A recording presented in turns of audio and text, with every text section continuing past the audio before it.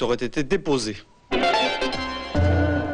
Le flash était exact. L'empereur Haïlé Sélassié, menacé depuis plusieurs mois par le comité des forces de l'armée éthiopienne, était destitué le jour où l'église copte, qui chaque année à Pâques rendait un solennel hommage à son monarque de droit divin, l'abandonnait aux yeux de tous.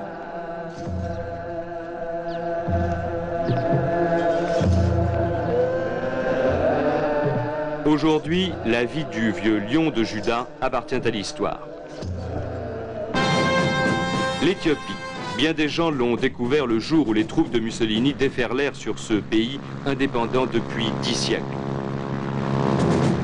En 1935, les brigades autochtones formées en Érythrée par les Italiens anéantissent les forces éthiopiennes réfugiées dans les montagnes. L'objectif de Rome était de transformer l'Empire éthiopien en colonie fasciste. Ce fut relativement vite fait.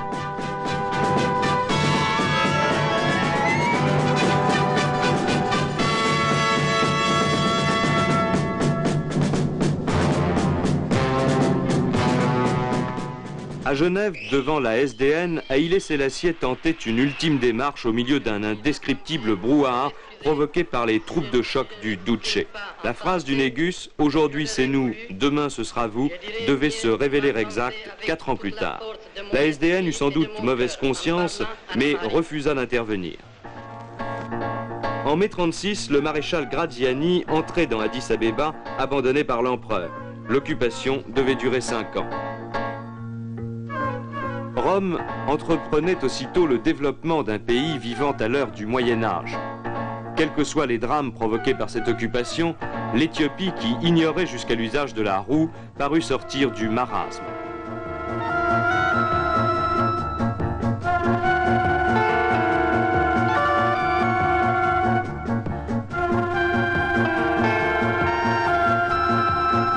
Autant par esprit de clémence que par intérêt, le Négus autorisa les Italiens établis en Éthiopie à s'y installer définitivement. Haïlé Sélassié avait en effet, grâce aux Alliés, retrouvé sa capitale dès 1941. Il avait sur place poursuivi le travail entrepris par ses anciens adversaires et depuis 1945 cherchait l'aide financière des puissances de l'Est et de l'Ouest tout en signant des accords avec ses voisins immédiats.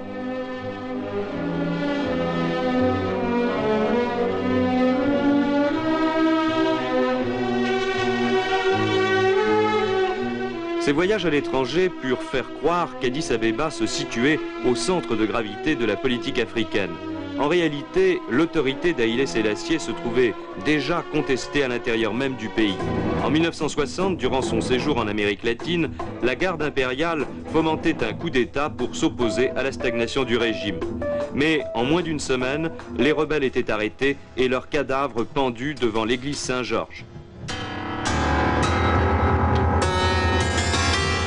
Ayant maté la révolte, Haïlé Sélassié se considère dès lors comme le maître à penser du continent africain.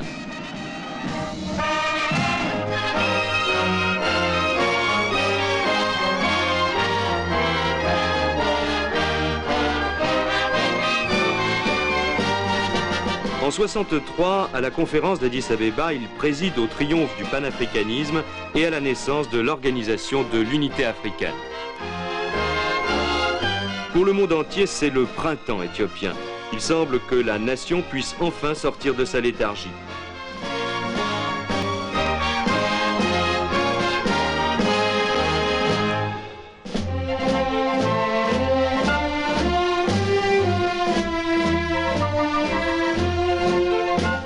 Hélas, pour régler ses dettes envers l'étranger, l'Éthiopie ne peut compter qu'avec la seule production du café, et c'est insuffisant. Relié à la mer Rouge par voie ferrée et aux grandes capitales par des lignes internationales, le pays ne peut se développer en raison de ses mauvaises communications intérieures et de l'incurie de ses dirigeants.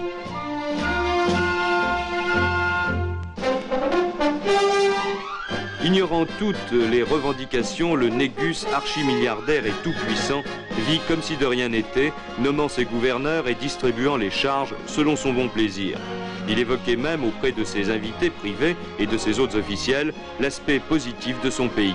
Mais ces affirmations ne trompaient personne, surtout pas le président Pompidou.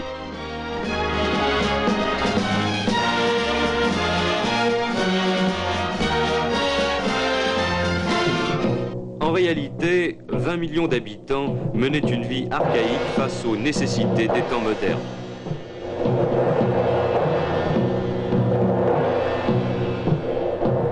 Leur manifestation n'avait encore rien d'inquiétant.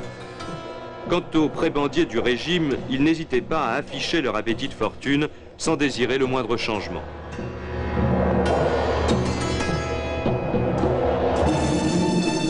En 1973, la sécheresse ravageait la province du Tigre et du Wollo. Selon les rapports des missions de l'UNICEF, 100 000 personnes au moins y seraient mortes de faim. Sans doute, l'Éthiopie ne fut pas la seule à connaître un tel drame, mais Haïlé Sélassié fut le grand responsable de celui qui frappa son pays. Imprévoyant, il avait laissé à l'abandon ces régions situées au nord d'Addis Abeba sans se soucier de leur équipement.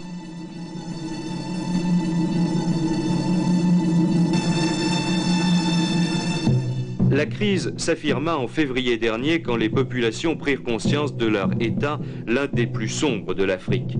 Après 6 mois de préparation, l'armée a enfin décidé d'agir. Elle a déposé son roi.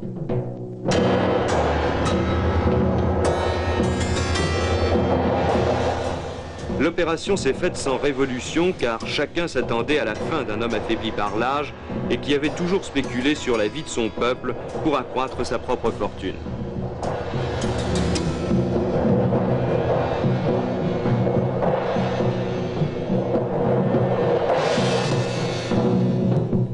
Chassé du pouvoir, l'empereur d'Éthiopie, 225e descendant de la reine de Saba, nous disait il y a une dizaine d'années: